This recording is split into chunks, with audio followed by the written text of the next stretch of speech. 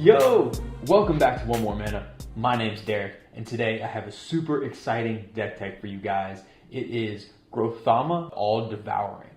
It was big! It was all wiggly! And it ate everything! It was an Alaskan bullworm! Grothama is 3 and 2 green for a 10-8. This is a 5 mana 10-8. And crazily enough, that's not even the most exciting part. Grothama reads, whenever another creature attacks, you may choose to have it fight Grothama, and that's not just for your creatures, that's all creatures. And then it gets even more interesting when it says, whenever Grothama leaves the battlefield, each player gets to draw cards equal to the amount of damage they dealt it this turn. Now this is such a unique card and one of really the coolest commanders I've ever seen. It opens up so many possibilities, and there's a few areas you want to focus on with a card like this. The first part is you want to take full advantage of that card drawing possibility. If that mentions drawing cards and it's open to the whole table, you want to make sure you are the one taking the most advantage of that. You also want to take advantage of that whole leaves the battlefield trigger. It's huge that it doesn't say die. And that makes it really tough. If it was a die trigger, it would be terrible as a commander, but it literally just says leave the battlefield, meaning if you can find ways to blink it, if you can find ways to bounce it back to your hand, you can get that trigger without having to worry about killing it and having to pay more of a commander tax. You also want to make sure you can take advantage of the fact that it is a huge creature. There's a number of cards that care about having a giant creature on board and only having to pay 5 mana to put a 10 power creature on board. There's some strategies that are really going to go well with this that we can take advantage of. And lastly, you really need to prepare for the times your opponents are going to be able to draw a ton of cards off this and kind of prepare for the worst. Because although in reality, people aren't going to want to fight Grothama that much because, especially in Commander, unless you have a big fatty deck with a whole bunch of huge creatures, you're not going to have a whole lot of stuff that's going to be able to take it out, and people just don't want to waste their creatures and let it die unless it's going to draw them a whole bunch of cards. And sometimes, in all honesty, if you have certain creatures on board, people may not even be willing to part with those creatures even for card draw. So first, taking a look at the creatures, we have 31 creatures in this deck, and I really do want to break these creatures down into the different roles we have to play. The first role that really goes well with Grothama is you want creatures that want to fight Grothama and that want to die. Whether they want to have damage dealt to them or they themselves want to die because of dying triggers, you want a lot of creatures like this because you're going to be able to get that value. Now the first creature that fits into this category is a card like Brawn, a card that you get that double effect. You want to have it fight Grothama, and you also want it in your graveyard to get its effect, so it's perfect. Another creature is Broodhatch Nantuko. This is a great one with Grothama because basically whenever a creature deals damage to it, you get that many 1/1 insects. It's a small creature, so a lot of the time you're only going to get a few insects before it dies. But in this case, you can get 10 insects just from swinging with this little creature, and that value is huge. You also have a card like Gamekeeper that's going to let you cheat out a creature. Now, there are a lot of pretty big creatures in this deck, and being able to just trade this Gamekeeper and cheat out another creature from your deck, again, can get you great value while still dealing that damage to Grothama and possibly drawing a bunch of cards. Now, these next two cards I feel like are prime examples that are in this category of cards that are going to fill the slots that you normally want in a deck, but that just synergize so well with specifically this commander. The first one is Scuttling Doom Engine. This card serves the double purpose of serving as a big source to fight Grothama with, as well as targeted removal. In this deck, in all honesty, this card is going to be better than just simply a destroy target creature because, again, you get that 6 damage to Grothama if you're able to attack with it. And potentially this card can read destroy target creature, draw a bunch of cards. Another card that does that same thing, that fills that deck slot that you really want filled and also synergizes as well, is Seed God Ash. This is amazing. When this card dies and you get to get all these forests into play, it's great. You get that damage and all of a sudden you're ramping super hard in addition. Probably the best example of cards that really want to fight Grothama is Stuffy Doll. I absolutely love this card. This card is perfect because, one, it's indestructible, so you can get this fight trigger multiple times, but obviously the next effect after its indestructibility is the most important. That says whenever it's dealt damage, you can have target player take that much damage. And there are ways to buff Grothama, so that could be even more. Just Stuffy Doll is so powerful, and the fact that it's indestructible is amazing. The next category is a pretty simple one. A lot of these creatures that I just mentioned don't really have the biggest power. They're not the strongest creatures, so killing Grothama with it's going to be difficult. We want some really big creatures we can attack with that can one-shot Grothama to draw us a ton of cards. These include cards like Ghalta, Primal Hunger, Hungering Hydra, and lastly, probably the best just huge creature in this deck is Kozilek, the Great Distortion. The reason why Kozilek is just so amazing in this deck is because, again, we have the potential to draw an insane number of cards with this commander, and the fact that we can just discard a card to counter target spell is just phenomenal. Especially in a deck like this where if you look at our mana curve, we have a distribution of CMCs, basically all the way up to 6 CMC. We have a lot of cards in each category, and we even have some top-end CMCs to counter those kind of just crazy high-end spells too. So this card is just insane, and when this deck is going well, this can kind of be a finisher and just a way to just take over the game. There's a few more creatures I want to mention that kind of just fit a general utility category. The first one is Ronus the Indomitable. This is an amazing creature for a multitude of reasons. One, it's indestructible, so you can attack with it in order to deal damage to Grothama if you need to deal that finishing damage to draw a bunch of cards, and it won't die, which is nice. But probably even more importantly, it's an indestructible source that can give Grothama trample. And with a huge power creature like that, sometimes you're just going to want to swing, and it doesn't have native trample, so this is a way to give it trample, and again, it's indestructible, so it's going to stick around. Another great utility creature in this deck, which might be the MVP in some games, is Vigor. This card is ridiculous because it really is just reading, okay, all your creatures attack, all of them fight Grothama, all of them get 10+1/+1 counters. This is almost like a permanent overrun, essentially. This is ridiculous, and if you get a decent board and you're able to do this, you basically give everybody a one-turn clock to kill you or you're going to take out the board. And the last one I want to mention is Temur Sabertooth. I mentioned earlier that you want to be able to get Grothama off the board without necessarily killing it just because it needs to leave play. Temur Sabertooth is a great way to do that. You can literally just bounce Grothama while at the same time protecting Temur Sabertooth and essentially be able to just draw cards every turn without having to deal lethal to Grothama. Next, we're going to look at the artifacts. There are 10 artifacts and a few that I do really want to talk about. And the number one is Dragon Throne of Tarkir. This is going to have a similar effect in this deck, kind of like I just talked about with Vigor, where this allows you to pump your whole team based on that huge power of Grothama. And this is just so perfect if we get in a situation where we have a board of creatures and we just need to swing out and win.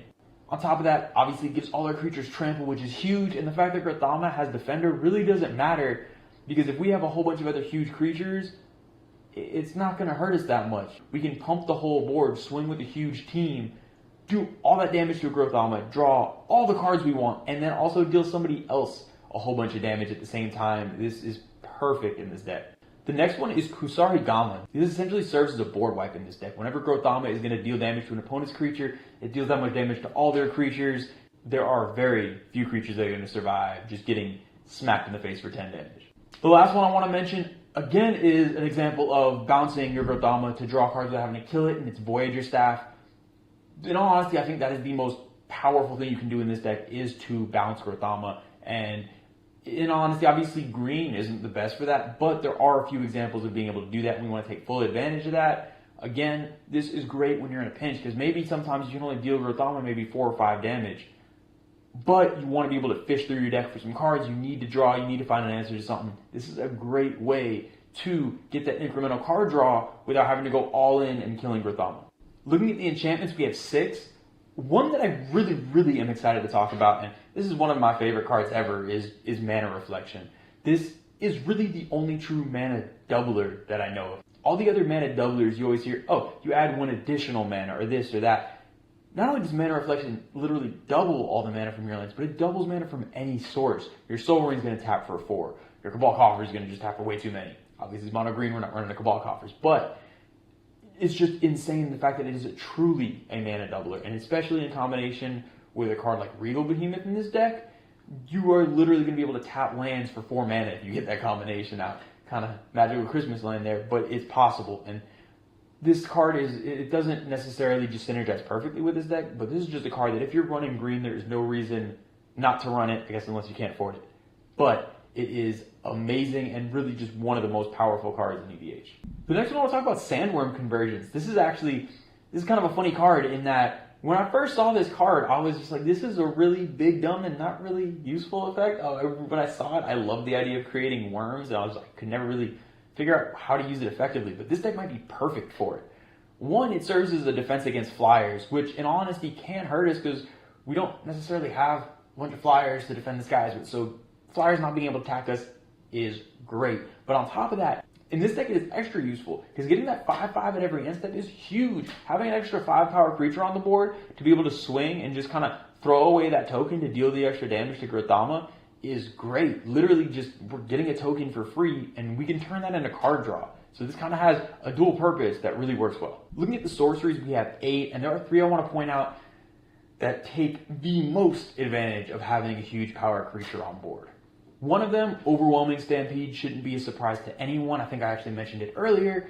If you're able to attack with Grothama and a board full of creatures, doesn't matter even what size they are, they're all going to get massive, and it's essentially going to serve as a crater hoof and finish off the game. The next one is Rishkar's Expertise.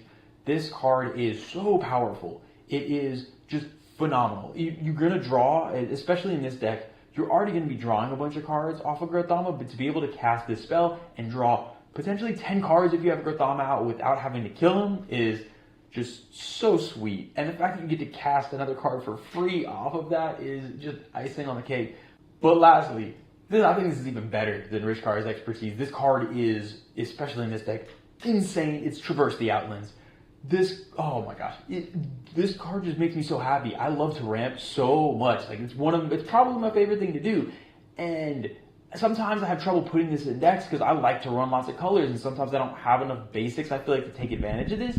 But this deck is so perfect. It's monocolored. We're going to have a ton of forests. So at its base level, if you play Traverse the Outlands with Grothama out, you're getting 10 forests and putting him into play. 10 forests for 5 mana. That is the minimum. We have ways to buff our Grothama. You could just dump half the basic lands from your library onto the battlefield for 5 mana. I can't overemphasize, this card just makes me so happy. This is another one with Rishkar's Expertise. If you're in green, you have any type of creature with any type of power, run it. It's only 1 more mana than Explosive Vegetation. That gets you 2 lands. In this deck, it can get you 10 easy. So run this card. Looking at the instance, there are 6. There's a few staples in here, a card like Crossing Grip. But the one I really want to talk the most about is Stormseeker. Stormseeker does a tremendous job of punishing an opponent if they do happen to take advantage of Grothama's effect.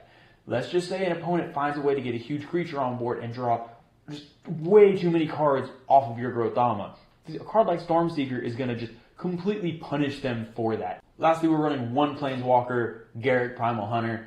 He's just a good card in general, but that minus effect is really what is just going to be amazing. It's going to read, if you have Grothama out, basically 5 mana, draw 10. I feel like there's never I would take that any day.